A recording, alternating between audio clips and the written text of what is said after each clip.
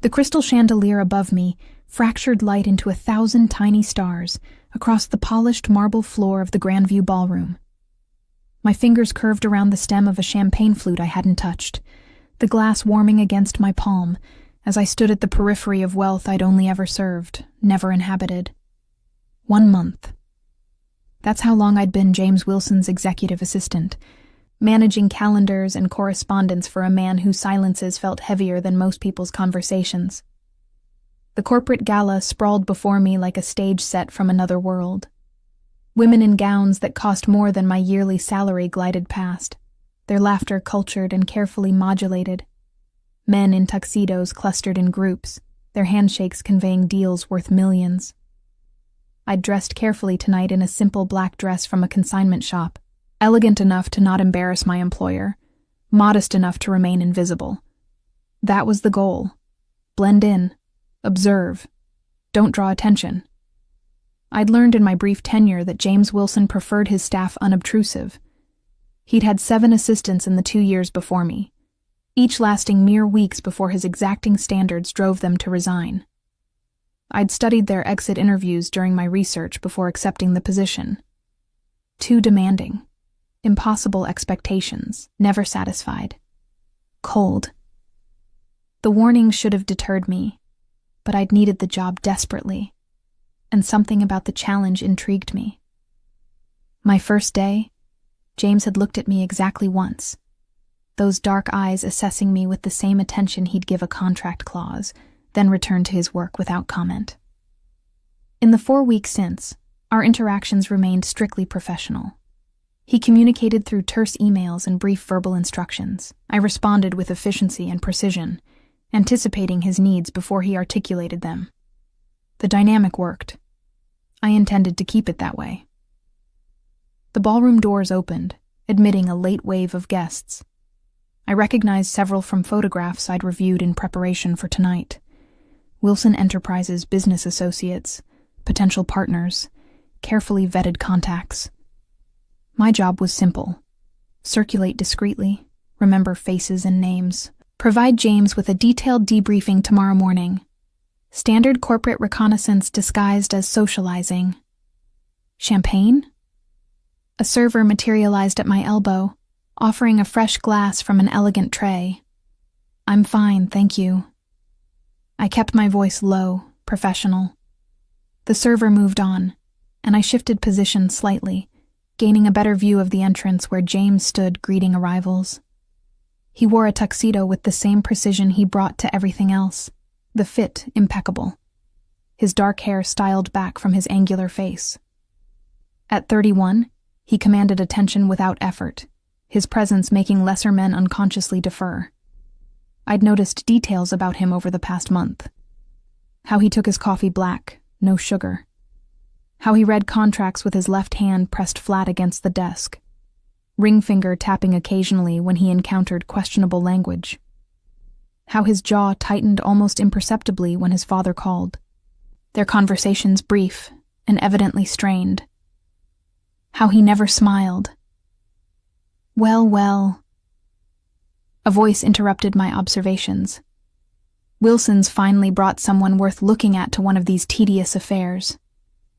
I turned to find Patrick Taylor approaching, his expression carrying the entitled confidence of men born into money rather than earning it. I'd seen his file. Venture capitalist. Wilson Enterprises' potential partner on a tech acquisition. Reputation for aggressive negotiation tactics and wandering hands at company events. Mr. Taylor. I kept my tone neutral, polite. Enjoying the evening? I am now. His gaze traveled over me with undisguised appraisal, the kind that made my skin prickle with discomfort. I don't believe we've met. Patrick Taylor. He extended his hand with the expectation I'd take it. I shook briefly, extracting my hand as quickly as courtesy allowed. Kate Roberts. I work for Mr. Wilson. Work for him.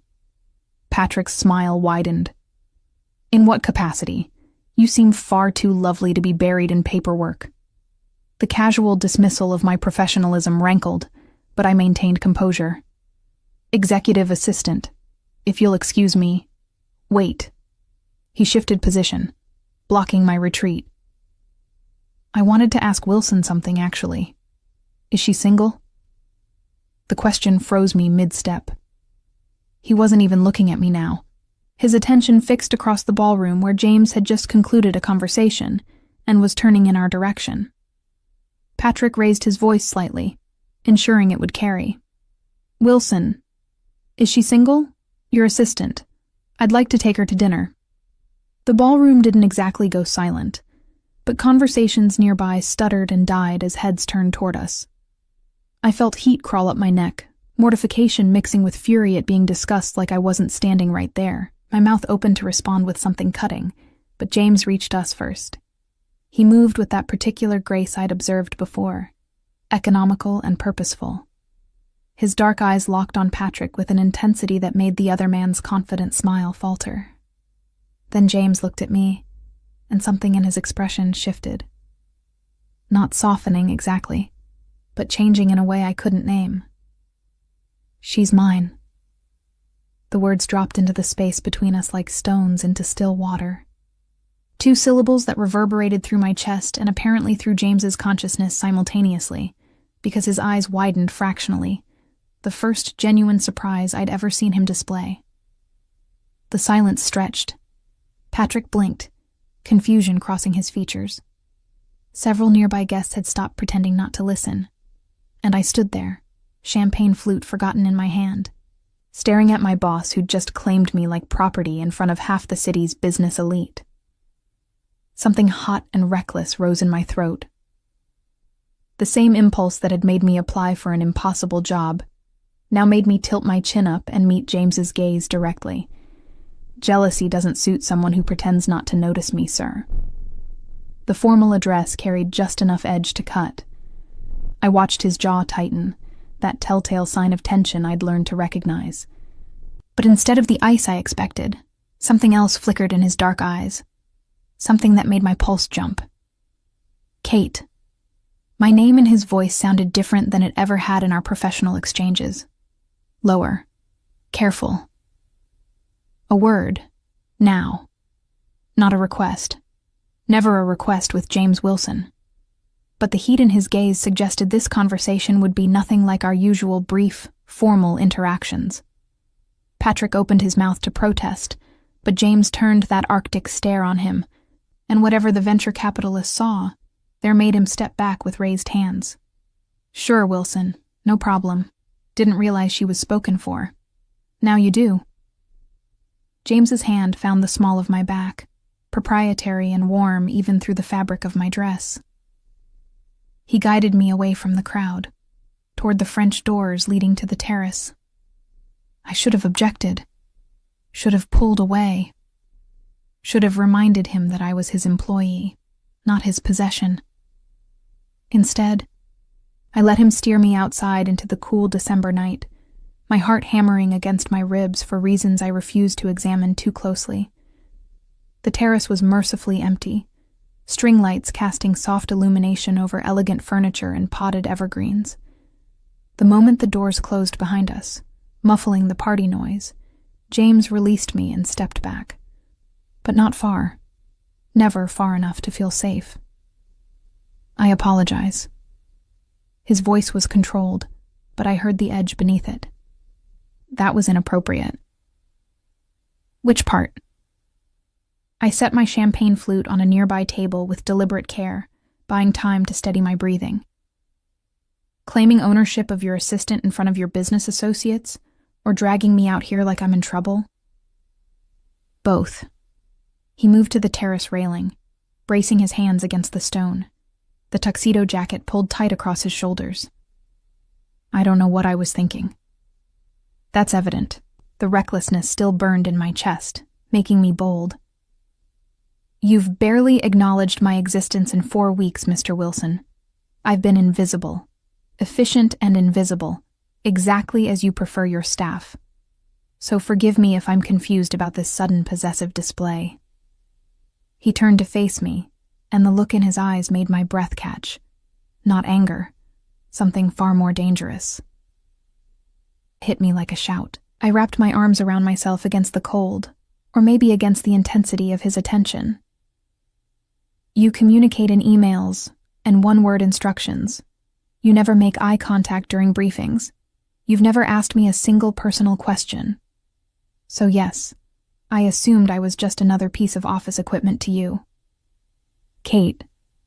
He said my name again, and this time it sounded almost pained. I notice everything about you. The confession hung between us, stark and unexpected. I stared at him, trying to reconcile this man with the cold, distant employer I'd been working for. He took a step closer, then another, until only a few feet separated us.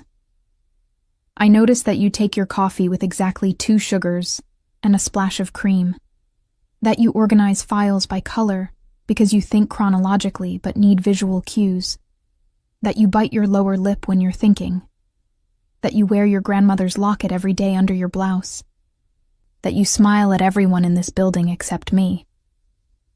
Each observation felt like a revelation. I'd thought I was invisible, but apparently he'd been watching me with the same attention to detail he brought to everything else. Then why? Because I employ you. His jaw tightened. Because I'm your boss, and any attention beyond professional interest would be inappropriate. Because I have no right to want what I want. And what do you want? The question escaped before I could stop it. Bold, dangerous, crossing every professional line we'd carefully maintained. But his claim in that ballroom had shattered something between us, and I needed to know if I'd imagined the heat in his eyes, or if this impossible thing was real. James closed the remaining distance between us in one stride. His hand came up to cup my face, thumb brushing my cheekbone with unexpected gentleness. This, he said quietly. I want this. Then he kissed me. Not tentatively. Not carefully. With the same focused intensity he brought to every business negotiation, like he'd been thinking about it for far longer than 4 weeks, and now that the dam had broken, restraint was impossible. His mouth moved against mine with certainty, and I responded without thinking, rising on my toes to meet him, my hands finding the lapels of his tuxedo jacket. The kiss lasted seconds or hours, I couldn't tell. When we finally broke apart, both breathing hard, reality crashed back with uncomfortable weight. I was kissing my boss, on a terrace, at a corporate event, where anyone could walk out and see us. I started, but James pressed his forehead against mine, his hands still framing my face. Don't. His voice was rough. Don't apologize. Don't tell me this was a mistake. Don't go back to being invisible. Mr. Wilson. James. He pulled back enough to meet my eyes. When we're alone, it's James. The intimacy of his first name felt more dangerous than the kiss. But I was already falling, already past the point of self-preservation. James, I whispered, testing it. What are we doing? I don't know. His thumb traced my lower lip, and I shivered. But I'm done pretending I don't see you, Kate. I'm done pretending that every time you walk into my office, I don't want to pull you into my lap and find out if you taste as good as I've imagined. Heat flooded through me at his words. This was madness, professional suicide, every corporate handbook violation imaginable. But his dark eyes held mine, and I saw something there I'd never expected to find in James Wilson. Vulnerability. 1 month, I said, my voice steadier than I felt. You've noticed me for 1 month? Longer. He brushed a strand of hair behind my ear. The interview. You walked into my office, looked at me like I was a puzzle to solve rather than a reputation to fear, and told me you'd be the best assistant I'd ever had. I hired you on the spot and spent the next 3 days convincing myself it was because of your qualifications. And the month since? Torture. The word came out bitter. Watching you work. Watching you be brilliant and efficient and completely unaware that you'd gotten under my skin. trying to maintain distance while wanting nothing more than to close it. So you claimed me in front of everyone. I stepped back, needing space to think. That's not professional interest, James. That's possession. I know. He didn't try to close the distance again, giving me room. And I have no excuse except that watching Taylor look at you like you were available made something snap. I'm sorry. The apology should have helped. Instead, it complicated everything further. Because despite the impossibility, despite the power imbalance and professional ethics, despite every rational reason to walk away, I didn't want an apology. I need you to understand something. I wrapped my arms around myself again, suddenly cold. I can't be your assistant and your whatever this is. It's not fair to me and it's not sustainable. Pain flashed across his features, quickly masked. I understand. I'll have HR process your transfer first thing Monday. I didn't say I wanted to leave Wilson Enterprises. The recklessness surged again, making me bold. I said I can't be both. So you choose, Mr. Wilson. Keep your perfect assistant who remains professional and invisible, or see where this impossible thing leads. But you don't get both. I moved past him toward the terrace doors, needing to escape before I said something even more dangerous. His hand caught mine, stopping me. Kate. I looked back. His expression was raw in a way I'd never seen, all his careful control stripped away. I choose you. 3 words that changed everything. Monday morning arrived wrapped in the kind of winter sunshine that made Manhattan's glass towers gleam like promises.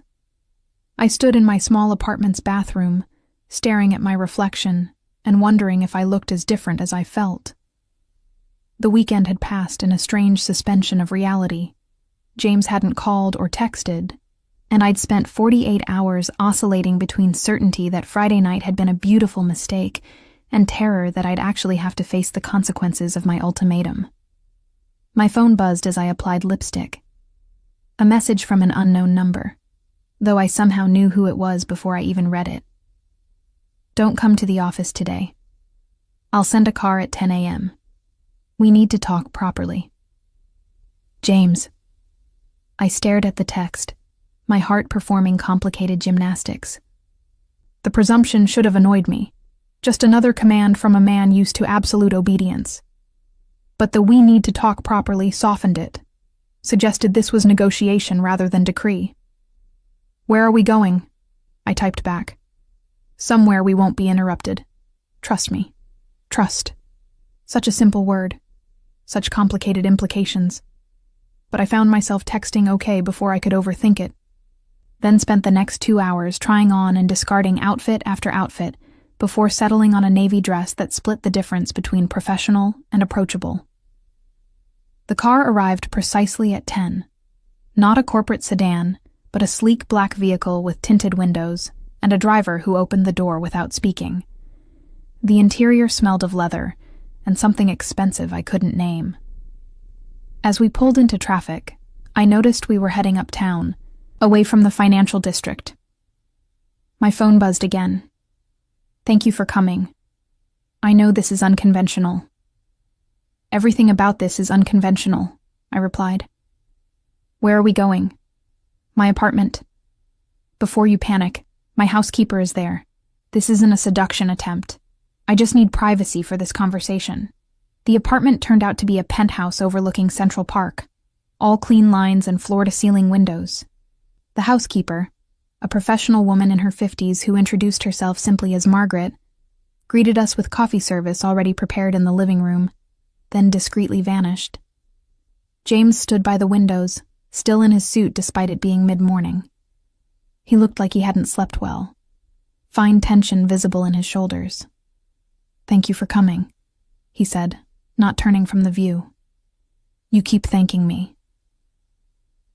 I set my purse on a chair, moving closer, but maintaining distance. Like you expected me to refuse. I would have understood if you had. He finally turned, and the vulnerability in his eyes matched Friday night. What I did at that gala was unforgivable, claiming you publicly, putting you in an impossible position. You would have been entirely justified in filing a complaint with HR.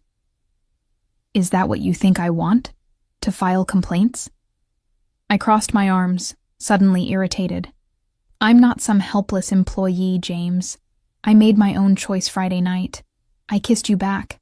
I gave you an ultimatum. Stop acting like I'm a victim of your terrible behavior. Something shifted in his expression. Not quite a smile, but close. You're angry. I'm confused. I moved to the windows, needing to look at something other than him. You spend a month pretending I don't exist, then claim me like property, then reveal you've been watching me the entire time. Now you bring me to your home for some mysterious conversation that apparently requires complete privacy. So yes, I'm a little angry and very confused. I brought you here because I need you to understand what choosing me means. His voice was carefully controlled. And because I need to know if you're sure. I turned to face him. I wouldn't be here if I wasn't sure. You don't know everything. He moved to the coffee service, pouring 2 cups with practiced ease. About me. About my life. About what being with me entails. So tell me. I accepted the cup he offered, our fingers brushing briefly. Start with why you have 7 assistants in 2 years who couldn't handle working for you. His mouth quirked slightly. You researched me. Of course I researched you. I research everything. I sipped the coffee. Perfect, naturally. And waited. James was silent for a long moment, seeming to choose his words carefully. Wilson Enterprises is successful because I demand perfection. But there's another reason my employees don't last. They discover things they shouldn't. Ask questions they shouldn't. Notice patterns in my schedule and contacts that don't add up to legitimate business. My pulse quickened. What kind of patterns? The kind that get people fired when they dig too deep. His eyes held mine. I'm very good at what I do, Kate. Both the legal aspects and the less legal ones. The confession hung between us, weighted with implications. I should have felt afraid, should have made excuses, and left. Instead, I felt that strange recklessness again, the same impulse that had made me challenge him Friday night. I'm not naive. I set my coffee down with deliberate care. I know Wilson Enterprises operates in gray areas, the offshore accounts and the financial records, the business partners with questionable backgrounds, the meetings you take in cash-only establishments. I'm your assistant, James. I see everything. His expression transformed from guarded to shocked. You knew? I suspected from day one. You confirmed it just now. I moved closer, tilting my head to study him. Did you think I'd run screaming or file reports to authorities? I thought you'd do the smart thing and distance yourself. His hand came up to cut my face, thumb brushing my cheekbone.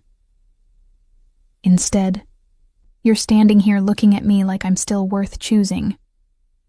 Maybe I'm not as smart as you think. I leaned into his touch, letting my eyes close briefly.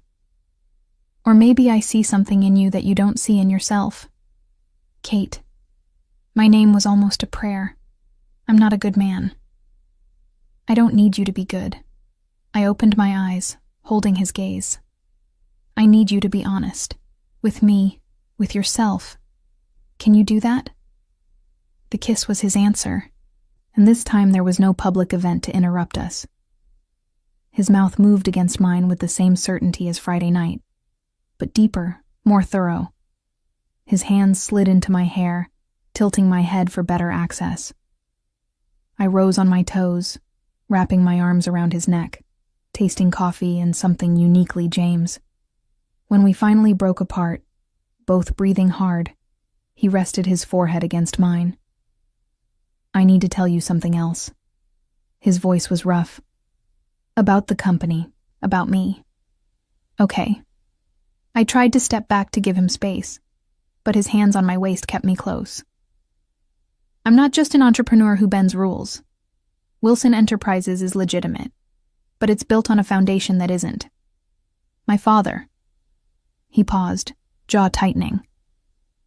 My father was part of an organization, East Coast Operations. When he decided to retire, I inherited not just his business, but his connections, his obligations. Understanding dawned cold in my chest. The Mafia. We don't call it that anymore. The ghost of a bitter smile. But yes, I've spent the last 5 years transitioning everything legitimate, building real businesses, distancing myself from the old ways. But some connections can't be severed. Some obligations remain. Is that why Patrick Taylor backed off so quickly Friday night? The pieces clicked together. He recognized what you are? He recognized what claiming you publicly meant. James's hands tightened on my waist. In my world, when a man claims a woman in front of witnesses, it's a declaration. It means she's under his protection, untouchable, mine. The possessive pronoun should have bothered me. Instead, it sent heat curling through my stomach. And if I hadn't given you an ultimatum? If I'd just pretended Friday night didn't happen? I would have respected your choice. His dark eyes held mine. But I would have watched you every day, wanting what I couldn't have, until one of us broke. So you chose me to avoid torture? I couldn't quite keep the edge from my voice. I chose you because the thought of anyone else touching you, looking at you, being with you, made me want to burn the entire city down. The raw honesty in his confession stole my breath. I chose you because in 1 month, you became essential in ways that have nothing to do with your professional competence and everything to do with who you are. You barely know who I am. Then let me learn. His thumb traced my lower lip. Let me take you to dinner. Let me ask you the personal questions I've been avoiding. Let me figure out how we navigate this impossible thing. I should have said no. Should have insisted on more time, more space, more clarity about what this was. Instead, I heard myself say, okay. His smile was small but genuine. The first real smile I'd seen from him. It transformed his face completely, making him look younger and infinitely more dangerous to my carefully guarded heart. Tonight, he said. I'll pick you up at 7. Wear something comfortable. This won't be a corporate dinner. Where are we going? Somewhere you can be you, not my assistant. He kissed me again, brief and sweet. Somewhere I can be me, not your boss. The car returned me to my apartment at noon. I spent the afternoon in a strange daze, touching my lips where he'd kissed me, replaying every word of our conversation. The smart thing would be to call this off, to find a new job, to protect myself from the inevitable heartbreak of falling for a man who lived in a world of shadows and dangerous obligations. But I'd never been particularly good at doing the smart thing. At 6:30, I dressed in jeans and a soft sweater, leaving my hair down and makeup minimal. If James wanted the real me rather than the professional facade, this was it. The buzzer sounded precisely at 7. He stood in my building's lobby wearing jeans and a dark Henley, looking nothing like the polished executive I'd worked for. His hair was slightly mussed, like he'd run his hands through it repeatedly. When he saw me, his expression softened into something warm and intimate. You look beautiful. You look different. I grabbed my coat. Younger, less terrifying. Is that disappointment I hear? He helped me with my coat, his hands lingering on my shoulders. Curiosity. I turned to face him. I'm seeing a side of you I didn't know existed. That's the point. He laced his fingers through mine, the casual intimacy both thrilling and terrifying. Come on. I want to show you my favorite place in the city. The place turned out to be a small Italian restaurant in Brooklyn, family-owned and completely unpretentious. The owner greeted James with familiar warmth, ushering us to a corner table without waiting for a reservation. Over pasta and wine, James told me about growing up in his father's shadow, about choosing legitimate business as rebellion rather than obedience, about the loneliness of being feared rather than known. I told him about my grandmother's locket, about studying business management on scholarships, about the desperate need to prove myself in a world that constantly underestimated me. We talked until the restaurant closed around us, and when James walked me back to my apartment building, the kiss goodnight felt like a beginning rather than an ending.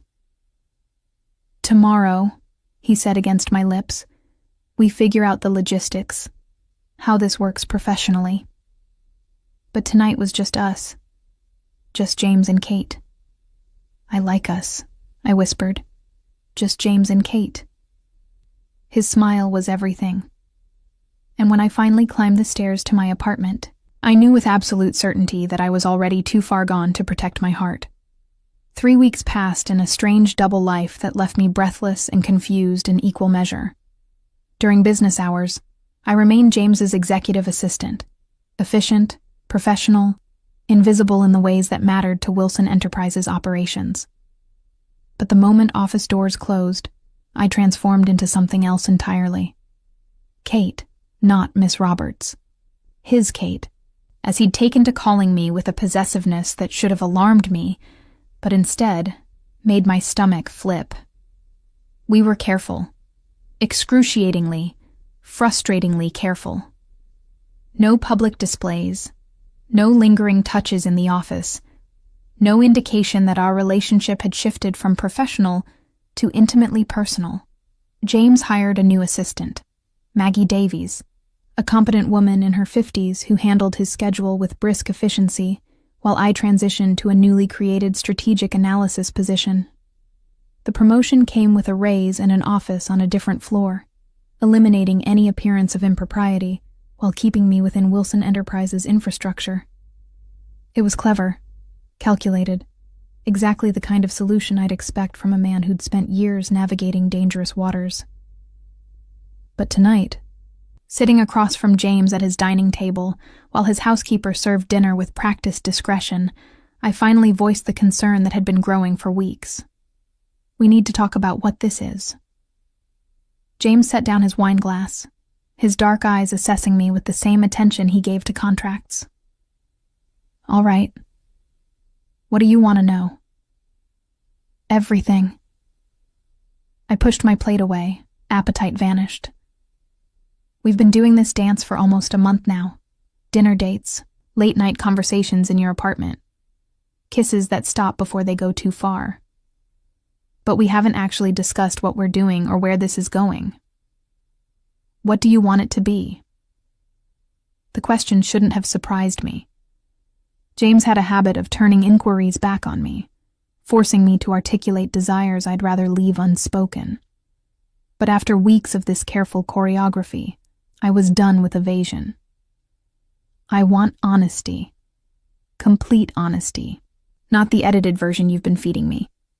I stood, moving to the windows that overlooked the city. "You told me your father was connected to organized crime. You told me you're transitioning to legitimate business. But you haven't told me what that actually means. What dangers still exist. What obligations you can't escape." I heard him move behind me, felt his presence before his hands settled on my shoulders. "You're right." His voice was quiet, measured. "I've been protecting you by keeping certain details vague. But that's not fair to you. So tell me." I turned in his arms, tilting my head back to meet his gaze. "Tell me everything." James was silent for a long moment, his jaw tightening with the tension I'd learned to recognize.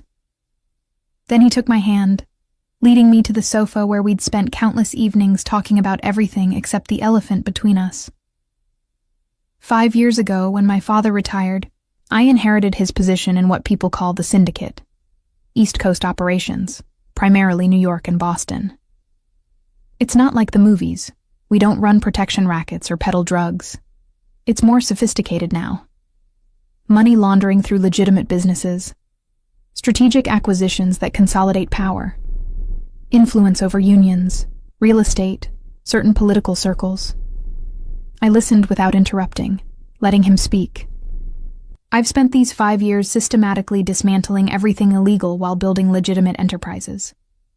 Wilson Enterprises is completely clean. I made sure of that before I ever hired you. But there are still connections I can't sever. Obligations to old partners. Debts owed by my father that I'm expected to honor. Like what? Like attending certain meetings, facilitating certain introductions, turning a blind eye to certain activities. His hands tightened on mine. Nothing that compromises my legitimate business, but enough that I'll never be completely free of that world. And the danger? The question I'd been avoiding. The reason your previous assistants left when they learned too much. There are rival organizations, old grudges, people who resent my transition to legitimacy because it threatens their own operations. His expression was grim. Anyone close to me becomes a potential target. That's why I've been careful with you, Kate. Why I've kept you at arm's length even while wanting you close. Why claiming you publicly was simultaneously the most dangerous and the most protective thing I could do. Understanding clicked into place. Because making it clear I'm yours means anyone who touches me answers to you. Exactly. His thumb traced circles on my palm. In my world, that declaration carried weight. It told everyone who matters that you're under my protection. Untouchable. But it also marked you as mine. And there are people who would see you as leverage against me. The reality settled cold in my chest. I should have felt terrified. Should have run immediately. Instead, I felt something else. A strange calm that came from finally understanding the full picture. Why me? The question emerged quieter than intended. You could have anyone, James. Women who understand your world. Women who come from families like yours. Why choose me and all these complications? He stood abruptly, moving to the windows like he couldn't sit still any longer. For a long moment, he just stood there, backlit by city lights, his shoulders rigid with tension. Can I tell you something? His voice was rough. About the first time I saw you? I nodded, even though he couldn't see me. You walked into my office for that interview wearing a suit from a department store and determination that could cut glass. You looked at me like I was a puzzle to solve rather than a reputation to fear. Everyone else who'd interviewed treated me with either fawning deference or barely concealed terror. But you? You sat down, crossed your legs, and told me exactly how you'd revolutionize my filing system and why my current calendar management was inefficient. Despite the heaviness of our conversation, I smiled slightly. I remembered that interview, my desperation for the job warring with my inability to kiss ass, even when it would have been smart. I hired you on the spot because I recognized something in you. That same thing I see every time I look in the mirror. Someone fighting tooth and nail to prove they're more than people assume. More than where they come from. More than the limitations others try to impose. He turned to face me, and the expression on his face made my breath catch. You're brilliant and fierce and completely unaware of your own power. You challenge me in ways no one else dares. You see through my careful control to the person underneath. And when I'm with you, I'm not the cold businessman or the crime boss's son or the man everyone fears. I'm just me. Someone who can be vulnerable without it being used against me.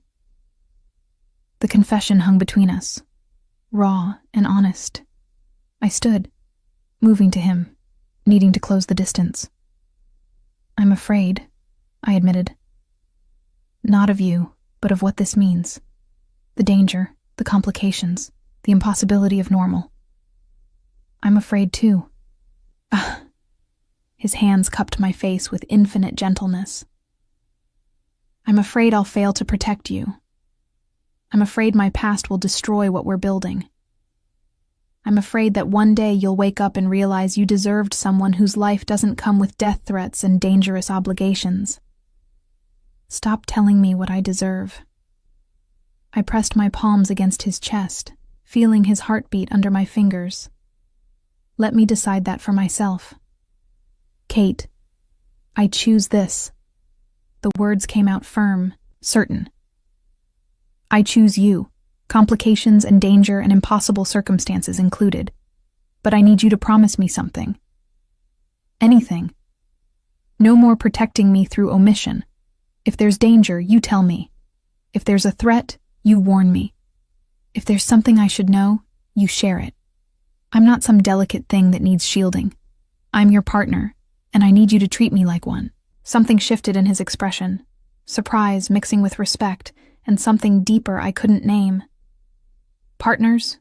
He repeated, testing the word. Not just the woman I'm seeing? Partners. I held his gaze.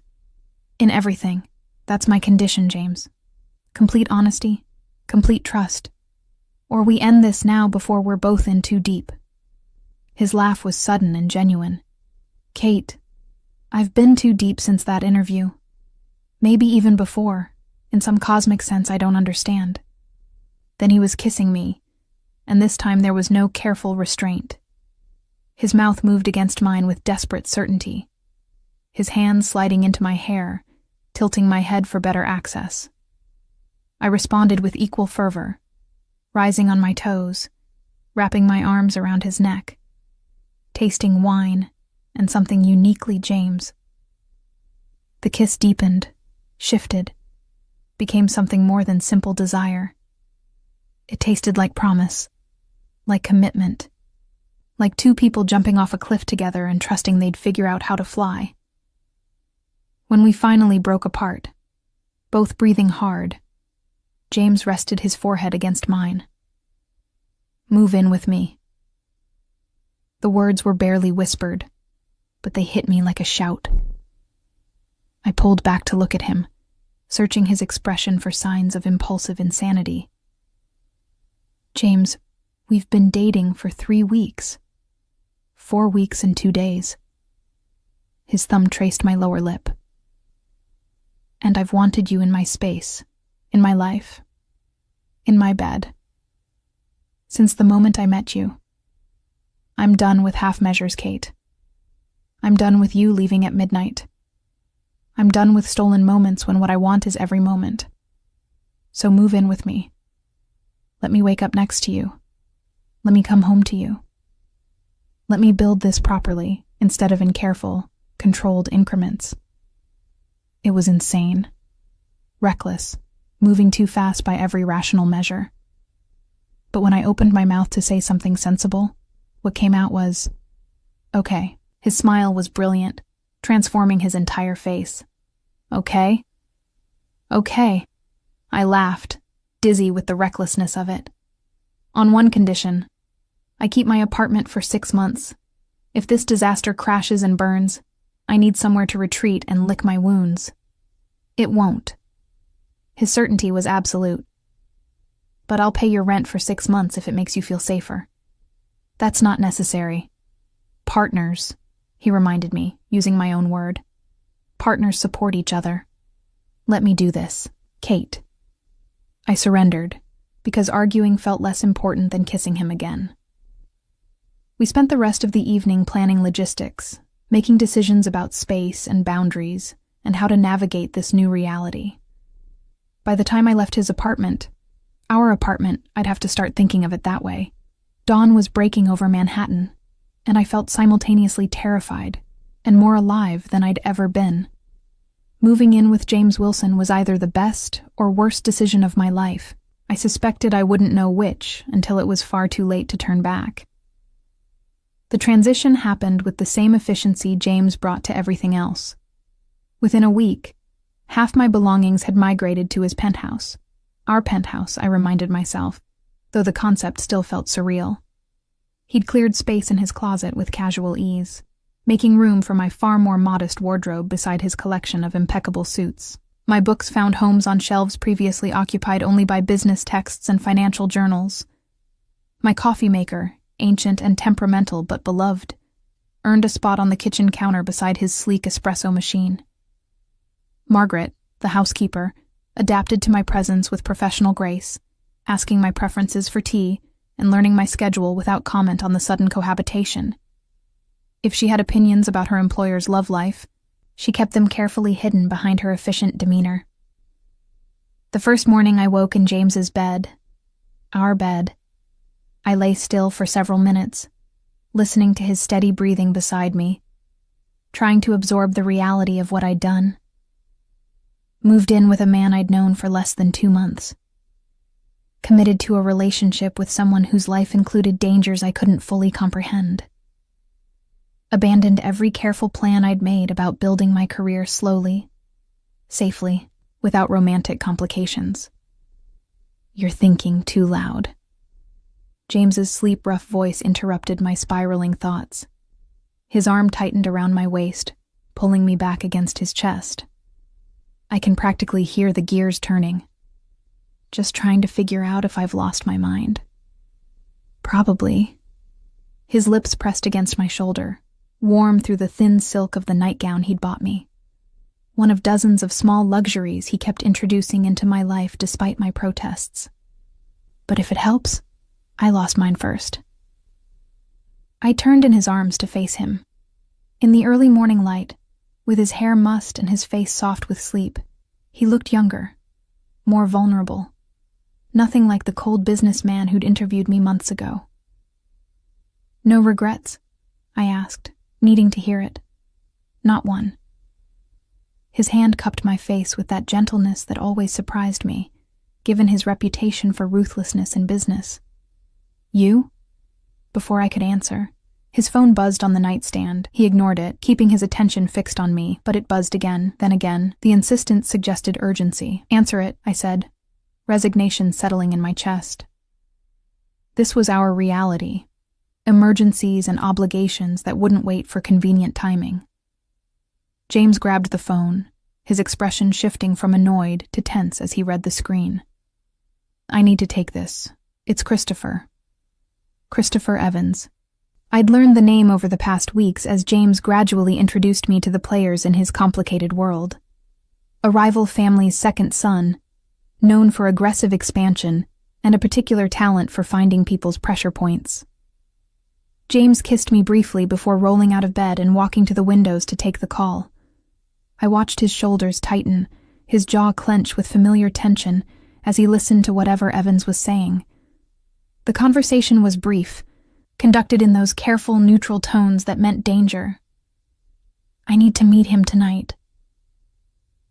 James returned to bed, but didn't relax, sitting against the headboard with tension vibrating through his frame. There's a situation developing. Territorial dispute that could escalate if we don't handle it correctly. Define, handle it correctly. His eyes met mine, and I saw the war between protection and honesty playing out behind them. I'd made him promise complete transparency, and now he was testing whether I'd meant it. There's a shipping operation we both have interests in. Evans thinks I'm trying to edge him out. He's threatening retaliation unless we renegotiate terms. And by retaliation, you mean? Violence, probably. Maybe against our legitimate business holdings. Maybe against people I'm associated with. His hand found mine, lacing our fingers together. That's why I need to meet with him. Show we're willing to negotiate. De-escalate before it becomes something worse. Take me with you. James's expression transformed to shock, then adamant refusal. Absolutely not. Kate, these meetings aren't social occasions. They're dangerous. Exactly, which is why I should be there. I sat up, pulling the sheet around myself. You told me claiming me publicly was protective because it established I was yours. But if I'm never seen with you, if I'm always hidden away, how does that protection actually work? It works because people know hurting you means answering to me. His voice carried an edge of warning. You don't need to be physically present for that. Maybe not. But I need to understand your world if we're going to make this relationship work. I need to see what you deal with, not just hear about it secondhand.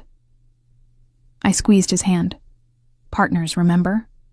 Complete honesty, complete trust. That goes both ways. For a long moment, James was silent, his dark eyes searching my face for something I couldn't name. Then he exhaled roughly, running his free hand through his hair. "This is a terrible idea." "Probably. But you're going to say yes anyway, aren't you?" His smile was reluctant but genuine. "You're impossibly stubborn. Has anyone ever told you that? You hired me specifically because I'm stubborn. Don't complain now." The meeting took place that evening in a restaurant I recognized from James's previous business dinners. But this time, the private room in the back carried different weight. Christopher Evans sat at the head of the table with two men I assumed were bodyguards flanking him. His expression was carefully neutral as James and I entered, his pale eyes assessing me with uncomfortable intensity. "Wilson, I didn't realize this was a social call." Evans's voice carried false pleasantry. "It's not. My girlfriend wanted to understand my business better.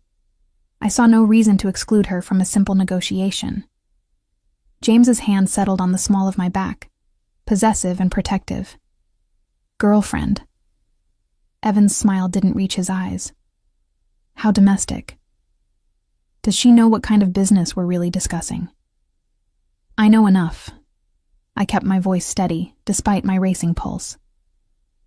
"James told me there's a territorial dispute over shipping operations. Seems like something rational people could resolve through conversation rather than threats." Evans's attention sharpened on me, calculating. "Rational. Interesting word choice. Tell me, Miss." "Roberts. Kate Roberts." I met his gaze directly, refusing to show the fear curling in my stomach. "Miss Roberts, do you know what happens when people interfere in matters they don't understand?" "I imagine they get hurt." I kept my expression neutral, but I also imagine that smart businessmen recognize when escalation costs more than compromise. Retaliation is expensive, in resources, in attention from law enforcement, in damaged relationships with mutual associates. A renegotiated contract seems simpler. Something flickered in Evans's expression. Surprise, maybe, or reluctant respect. Beside me, I felt James's hand tighten on my back, though whether in pride or panic, I couldn't tell. "You have an interesting girlfriend, Wilson." Evans leaned back in his chair. "Educated in business?" "Strategic analysis." I didn't elaborate, letting him draw his own conclusions. The conversation shifted then, moving into actual negotiation territory. I remained mostly silent, observing dynamics and power plays as James and Evans circled each other verbally, testing boundaries and establishing terms. What struck me most was how similar it was to legitimate business negotiations I'd observed. The same careful language, the same strategic concessions, just with higher stakes and more dangerous consequences for failure. By the time we left 2 hours later, James had secured a compromise that gave Evans expanded territory in exchange for reduced percentage takes on shared operations. It wasn't everything either man wanted, but it was workable, a foundation for peace rather than war. In the car back to the penthouse, James was silent for several long minutes. I watched the city lights blur past the tinted windows, trying to process what I'd just witnessed. "You could have gotten yourself killed." His voice was quiet, but carried an edge of fury I'd never heard directed at me before. But I didn't. I turned to face him. I helped, actually. Evans respected me speaking up. It shifted the dynamic. Or it made you a target. James's jaw was tight. "Kate, these people aren't rational businessmen you can analyze like a case study. They're dangerous. They see weakness and exploit it. They see something valuable and try to take it." "Is that what you think I am?" "Valuable." The question came out sharper than intended. "You're everything." The confession was raw. "Which is exactly why I can't lose you to my own stupidity. Bringing you tonight was a mistake. Stop." I reached for his hand, forcing him to look at me. "Stop protecting me from your life while claiming we're partners. You can't have it both ways, James. Either I'm in this completely, with full understanding of the dangers and complications, or I'm just another person you need to shield. Which is it? His expression was anguished in the dim light. I don't know how to do this, how to let you in without putting you at risk. Then we figure it out together. I laced our fingers together. But you don't get to decide unilaterally that I'm too delicate for your world. I'm stronger than you think. I know you are. His thumb traced circles on my palm. That's what terrifies me. When we arrived back at the penthouse, James pulled me close the moment the elevator doors closed, his mouth finding mine with desperate intensity. The kiss tasted like fear and frustration, and something deeper. The terror of loving someone in a world where love could be weaponized.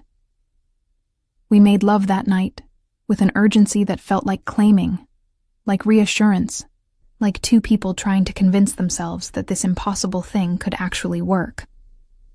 Afterward, tangled together in sheets that cost more than my first car, I listened to James's heartbeat slow as he drifted toward sleep. I meant what I said earlier. His voice was drowsy but firm. You're everything, Kate, which means I'll spend every day trying to be worthy of the trust you've placed in me. You already are, I whispered, though I wasn't sure if he heard me before sleep claimed him. I lay awake long after, watching city lights paint patterns on the ceiling, trying to ignore the cold certainty settling in my chest. Tonight had shown me the reality of James's world. The danger, the careful navigation of violence, the constant threat assessment. And while I'd meant every word about being partners, about choosing this life with him, I couldn't quite silence the small voice asking if love was enough to survive in a world built on power and fear. Outside, the city hummed with its usual nighttime symphony. Somewhere out there, Christopher Evans was making calculations of his own. And in the safety of James's arms, I tried not to think about what those calculations might mean for us. 6 months passed in a blur of normalcy, punctuated by reminders that my life was anything but typical. I settled into the penthouse fully, my initial caution about keeping my old apartment gradually fading as James's space became genuinely ours. I learned his routines, his preferences, the small rituals that made up our domestic life. Coffee together each morning before he left for the office. Late dinners where we discussed our days with careful omission of details too dangerous to speak aloud. Weekends spent in comfortable silence, reading or working side by side, or exploring the city together like normal couples. But normal was an illusion we both maintained through deliberate effort. Because underneath the surface domesticity, James's world continued spinning with its own dangerous momentum. I'd become familiar with the players, the rivals who circled Wilson Enterprises looking for weakness, the old family connections James couldn't completely sever, the legitimate business partners who suspected, but never confirmed what they were really dealing with. I learned to read the tension in James's shoulders when certain names appeared on his phone, learned which meetings he came home from, exhausted versus energized, learned the difference between productive negotiation and dangerous standoff. And gradually, I'd carved my own space in his empire. My strategic analysis position at Wilson Enterprises had evolved into something more substantial. I reviewed contracts for potential pitfalls, identified business opportunities, advised on acquisitions and partnerships. James consulted me increasingly on decisions both legitimate and borderline, valuing my outside perspective and analytical approach. "You see patterns I miss," he'd told me one evening, reviewing a particularly complex real estate deal, "because you're not trained to think like them. You think like a scholar analyzing systems rather than a player within the game. It makes you dangerous in the best possible way." Dangerous. The word followed me everywhere lately. It was a Thursday in late June when everything shifted. I was working from home, reviewing quarterly reports for Wilson Enterprises' shipping subsidiary, when my phone rang with an unknown number. "Hello? Miss Roberts." The voice was cultured, male, unfamiliar. "My name is Lawrence Blackwood. I'm an attorney representing certain interests that overlap with Wilson Enterprises." I sat straighter, immediately alert. James had taught me to be wary of unexpected calls, especially from lawyers. I'm not authorized to discuss Wilson Enterprises business without Mr. Wilson's consent. This isn't about business, it's about you. A pause. Specifically, your relationship with James Wilson and what that relationship means for your safety. Cold prickled down my spine. I don't know what you're implying. I'm implying nothing. I'm stating facts. Papers rustled in the background. You've been living with Mr. Wilson for 6 months. You've been seen with him at various business functions. You've even attended at least one meeting with Christopher Evans, a known competitor in Wilson's less legitimate operations. This makes you a person of interest to several parties. Get to the point. I kept my voice steady through sheer willpower. The point is that people close to powerful men become targets, Miss Roberts. Leverage to be used, bargaining chips, and you, with your lack of family connections or protective resources, make a particularly vulnerable target. Unless, of course, you'd prefer to reconsider your association with Mr. Wilson before that vulnerability is exploited. Is this a threat? Consider it. Friendly advice from concerned parties who would prefer to avoid unnecessary conflict. The smile was audible in his voice. James Wilson has made enemies through his transition to legitimate business. Those enemies are always looking for pressure points. Don't make yourself one. The call disconnected before I could respond. I sat frozen, phone still pressed to my ear, my heart hammering against my ribs. This was different from vague warnings about danger. This was specific, targeted. A direct threat disguised as concern. I should have called James immediately. Should have told him about Blackwood's threat and let him handle it with whatever resources he commanded. Instead, I sat at his desk, staring at the phone, trying to process the implications. 6 months ago, I'd chosen this life with open eyes. I'd insisted on being partners, on full transparency about dangers and obligations, but hearing those dangers articulated by a stranger, being told explicitly that my relationship with James made me a target, brought the abstract threat into sharp, uncomfortable focus. The penthouse door opened. James's voice called out, earlier than usual. "Kate, are you home?" I found my voice. "In your study." He appeared in the doorway, taking one look at my face and immediately crossing the room to kneel beside my chair. What happened? I told him about Blackwood's call, watching his expression transform from concern to cold fury. By the time I finished, his jaw was tight enough to crack teeth.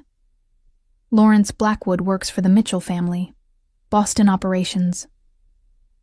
James's voice was dangerously quiet. They've been trying to muscle into New York territory for years. This is a warning shot. Against you through me. The reality settled heavy in my chest. Exactly what you were afraid of. Yes. His hands found mine, gripping tight. Which means we need to adapt our security.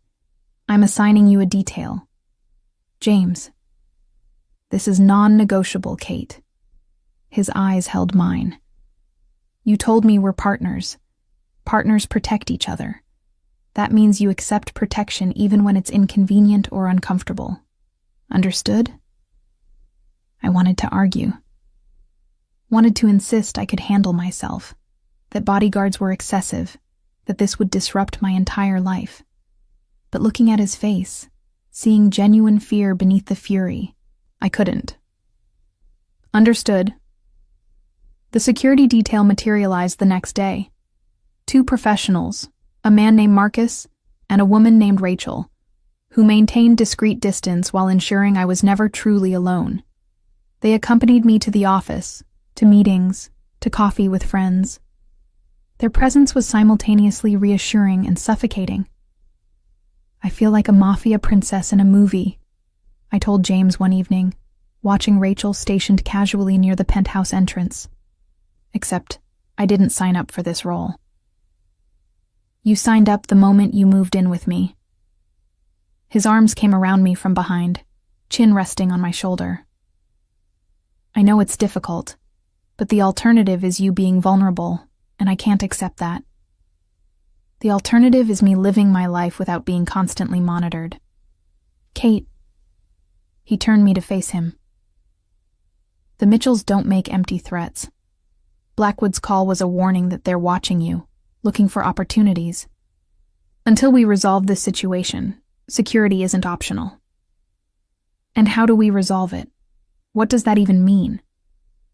It means I meet with the Mitchells, establish clear boundaries, make it unequivocally clear that touching you means war they can't afford. His expression was grim. It means reinforcing what I established at that gala months ago, that you're mine, and anyone who harms you answers to me. The possessive declaration should have bothered me. Instead, it made something fierce and warm bloom in my chest, because beneath the territorial language was genuine fear for my safety. Love expressed through the only vocabulary James's world understood. The meeting with the Mitchells happened 2 weeks later. James wanted me nowhere near it, but I'd insisted on the same argument as before. If I was truly his partner, I needed to understand these situations fully. The compromise was that I'd stay at the penthouse with Marcus and Rachel, while James met with Mitchell leadership at a neutral location. I spent those hours pacing the living room, jumping at every notification on my phone, imagining worst-case scenarios. When James finally returned at midnight, exhausted but unharmed, relief flooded through me so intensely I nearly collapsed. "It's handled." He pulled me into his arms, holding tight. The Mitchells backed off. "Agreed to respect our territory and leave you alone." "What did you promise them?" "Access to certain European shipping routes I've been developing. It was worth the concession to ensure your safety." His hand cupped my face. "You're worth any concession, Kate." I wanted to believe it was over, wanted to accept his reassurance and move forward. But something in his expression suggested complications he wasn't sharing. "What else?" I pulled back to study his face. "There's something you're not telling me."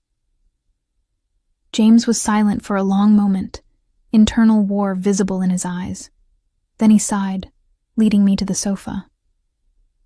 "The Mitchells agreed to leave you alone, but they made it clear they see my relationship with you as weakness, evidence that I've gone soft, that I'm prioritizing personal attachments over business.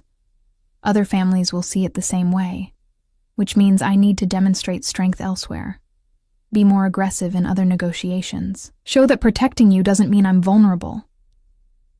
You mean become more dangerous to prove you're still dangerous." The reality was bitter. "I've made you a target too, in a different way." "No."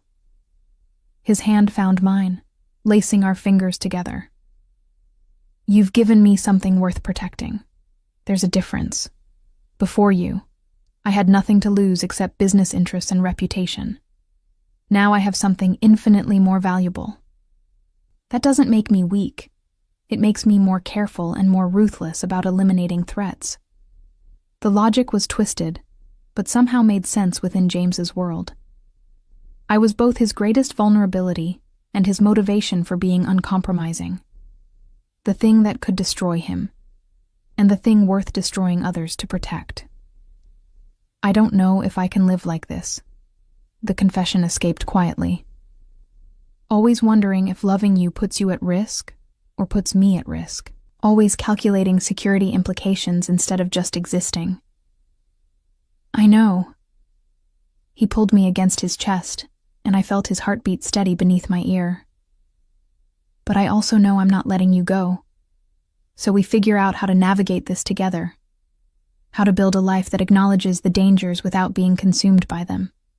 How to love each other despite the complications rather than because they don't exist." I tilted my head back to look at him.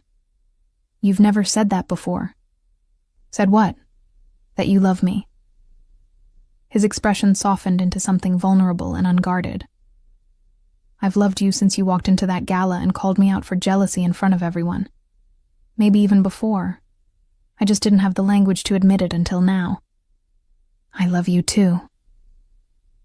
The words felt simultaneously enormous and insufficient. Even though you're impossible and dangerous and your world is insane.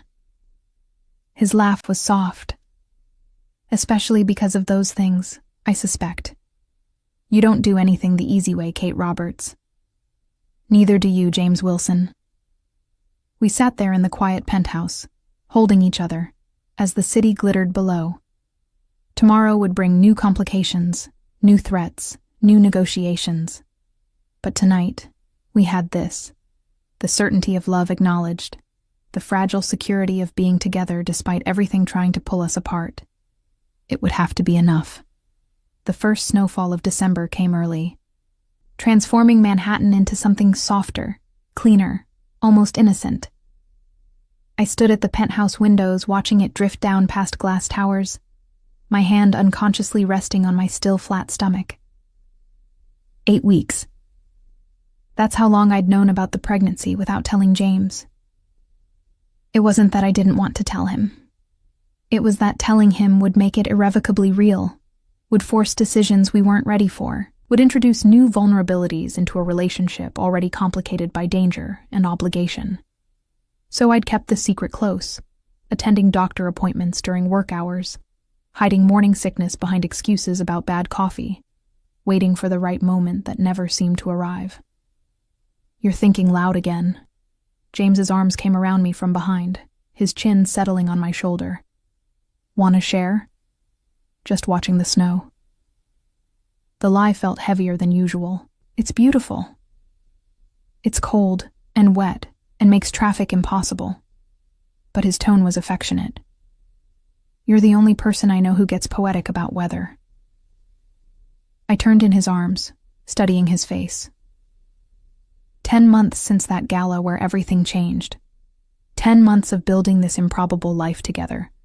Navigating his dangerous world, defending our relationship against threats both external and internal. Learning how to love someone whose existence defied simple categorization. James, I need to tell you something. His expression immediately sharpened, reading tension I couldn't quite hide. What's wrong? Nothing's wrong. At least, I don't think anything's wrong. It's just... The words caught in my throat. How did you tell a man who lived perpetually on guard that he was going to be a father? That you'd created something infinitely vulnerable in a world defined by danger? My phone buzzed before I could find the language. Then James's buzzed. Then again, the urgent insistence that meant crisis. James grabbed his phone, his expression transforming as he read. Christopher Evans is dead. Murdered last night. His family is claiming Wilson Enterprises was responsible. Cold flooded through me. Were you? No. His eyes met mine. But someone wants it to look like we were. This is a setup, Kate. Someone's trying to start a war. The next hours blurred into controlled chaos. James made calls, gathered intelligence, assembled his core advisors. I listened from the edge of the room as details emerged. Evans had been killed in his own home, execution style, with evidence planted suggesting Wilson Enterprises' involvement. The Evans family was demanding retribution. Other families were picking sides, seeing opportunity in the conflict. They'll come after you. Christopher Bennett, James's head of security and closest advisor, stated it as fact rather than possibility. You're the obvious target for retaliation. Evan's younger brother Thomas is already making threats. Then we increase security. James's voice was deadly calm. Kate doesn't leave the penthouse without full detail. We secure all known vulnerabilities. Or I disappear for a while. The suggestion escaped before I fully formed it. Leave New York until this blows over. Remove myself as a target. No. The single word carried absolute finality. Running makes you look vulnerable. Makes me look weak. We don't run. James. No, Kate. He crossed the room to me, his hands on my shoulders. I promise to protect you. That means keeping you close where I can ensure your safety, not sending you away where I can't control the variables. This isn't about control. Yes, it is. His eyes were fierce. It's about me refusing to let anyone threaten what's mine. It's about standing our ground instead of giving them the satisfaction of making us afraid. It's about showing every family watching that Wilson Enterprises doesn't back down.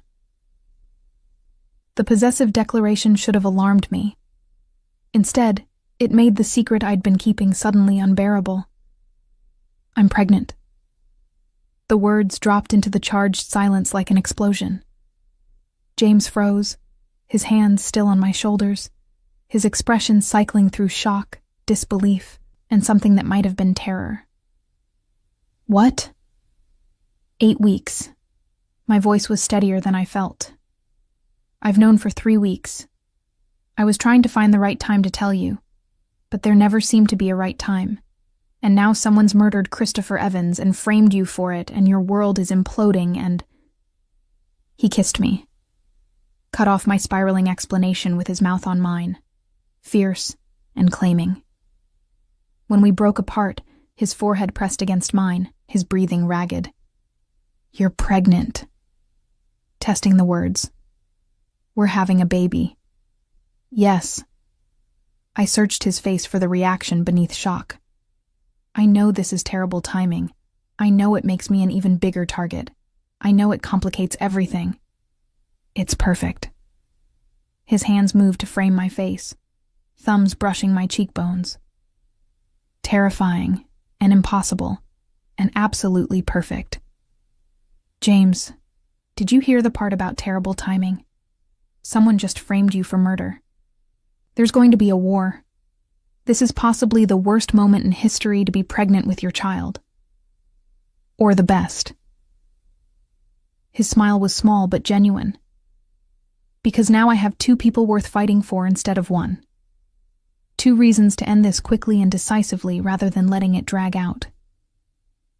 I wanted to argue with his logic, point out that pregnancy made me vulnerable rather than strong. But looking at his face, seeing joy mixed with determination, mixed with fierce protectiveness, I couldn't find the words. We need to move you somewhere more secure. Christopher Bennett's voice interrupted our moment. The penthouse is defensible but not ideal for extended siege. Agreed. James's arm came around my waist, pulling me against his side. The Connecticut property, full security team, medical staff on standby given Kate's condition. I'm not an invalid, I protested. Being pregnant doesn't mean I need medical staff hovering. It means you're carrying something infinitely precious in a situation where stress and danger are constants. James's tone left no room for argument. We're not taking chances, Kate. Not with this. The Connecticut property turned out to be an estate an hour outside the city. Sprawling, isolated, surrounded by security measures both visible and concealed. James moved us there within 24 hours, establishing a war room in the main house, while keeping me in a guest cottage that felt more like a luxury prison. I spent the first week pacing, restless and frustrated, watching through windows as James conducted strategy sessions I wasn't permitted to attend. My security detail had tripled. Rachel and Marcus now had reinforcements, ensuring I was never alone, never unguarded, never allowed to forget that I was a target worth protecting. This is insane, I told James when he finally came to the cottage late one evening, exhausted from hours of negotiation. I'm going crazy here. I can't work. I can't help. I'm just sitting in comfortable imprisonment waiting for you to resolve a crisis I'm apparently too delicate to assist with. You're carrying our child in the middle of a war someone engineered specifically to create chaos. He pulled me into his arms, and I felt the tension vibrating through his frame. Forgive me if I'm being overprotective. Overprotective is monitoring my phone. This is something else entirely. I pulled back to look at him. Partners, remember? Complete honesty, complete trust. That was our deal. The deal was made before someone framed me for murder and put a target on your back. His jaw tightened. Everything's different now. Nothing's different. The danger was always there. We just have more concrete evidence of it. I moved to the windows, looking out at the estate grounds. You can't protect me from your world by hiding me from it, James. That was never going to work. Then what do you want? I want to help. I turned to face him. I want to use my skills to analyze this situation and find weaknesses. I want to be part of the solution instead of the problem you need to manage. I want to be your partner instead of your possession. Something shifted in his expression. You think that's how I see you? As a possession? I think you love me. I chose my words carefully. But I also think you define protection as control, as removing variables and eliminating threats, and keeping me locked in a beautiful cage where nothing can touch me. And while I appreciate the sentiment, I can't live like that. The silence stretched between us, heavy with truths we'd been avoiding for months. Outside, snow had started falling again, obscuring the grounds in white. I'm terrified. The confession came out rough. Of losing you. Of failing to protect you and our child. Of making a mistake that cost me everything that matters. So yes, I'm trying to control the situation because control is all I know. It's how I've survived in this world. But you're right. You're not a problem to be managed. You're the woman I love, and you deserve better than to be hidden away like something fragile. I crossed to him, taking his hands in mine. Then let me help. Let me be part of this. All right. He exhaled slowly, surrendering control with visible effort. But on my terms. You work from here, not the main house. You have full security detail at all times. And if the situation escalates, if threats become immediate, you follow Christopher's instructions without argument. Those are my conditions. Deal. Relief flooded through me. Now tell me everything about Evan's murder and who benefits from framing you. We spent the next 3 hours reviewing evidence, analyzing patterns, identifying players who might have engineered the setup. My strategic analysis skills, unused for weeks, kicked in with relief as I mapped connections and motivations. By midnight, we'd developed a theory. The Mitchell family, still resentful of concessions James had forced months ago, had orchestrated Evan's death to both eliminate a competitor and destabilize Wilson's position. It's elegant in a twisted way, I said, studying the diagram we'd created. They remove Evans, frame you, and then step in as peacemakers when both families are weakened by conflict. They gain territory without firing a shot, which means we need proof before accusing them. James rubbed his eyes, exhaustion evident, and proof is difficult when they've had time to cover their tracks. Not impossible, though. An idea was forming. The Mitchell family has a logistics operation in New Jersey. I reviewed their financial records months ago when we were considering a partnership. They have patterns, specific contractors they use, specific routes they prefer. If they orchestrated this, there will be traces in those patterns, anomalies in the days leading up to Evan's death. James's expression sharpened. Can you find those traces? Give me access to the right databases in 3 days. I'll find them. It took 4 days rather than 3, working late into the nights, while James coordinated with allies and managed increasingly hostile negotiations with the Evans family. But I found what we needed. Payments to a contractor with connections to Evans' security team, travel records showing Mitchell operatives in New York the week of the murder, communication patterns that revealed coordination timing. The proof wasn't absolute, but it was substantial. Enough to cast serious doubt on Wilson Enterprises' involvement and shift attention to the actual orchestrators. James presented the evidence at a meeting of family heads, with me listening via secure video feed from Connecticut. I watched as calculations shifted, as alliances reformed, as the Mitchell family found themselves suddenly isolated and defensive. By the time the meeting concluded, war had been averted. The Mitchells faced consequences from multiple families for their manipulation, and James's position, rather than being weakened by Evan's death, had actually strengthened through his handling of the crisis. We did it, James's voice came through my phone hours later as he drove back to Connecticut. You did it, actually. Your analysis broke the case. We're partners. I smiled, exhausted but satisfied. That's how this works. That night, when James finally returned to the cottage, he pulled me into his arms with desperate relief. I was wrong, he said quietly. About protecting you through isolation. About trying to handle everything myself. You were right. We're stronger together than apart. I know. I kissed him softly. But I appreciate you admitting it. His hand moved to rest on my stomach, still flat, but carrying our future. I promise to do better, to trust you, to let you be part of this world, rather than hiding you from it. Our child deserves parents who are genuine partners, not a father who controls, and a mother who's controlled. Our child deserves parents who love each other. I covered his hand with mine. Everything else we'll figure out together. 3 months later, when my pregnancy was obvious and beautiful, James proposed properly, not with demands or possession, but with a question. Down on one knee in the penthouse where we'd built our life, he asked me to marry him. To be his wife, his partner, his equal in all things. I said yes without hesitation. Our wedding 6 months later was small and private, held at the Connecticut estate with only our closest people present.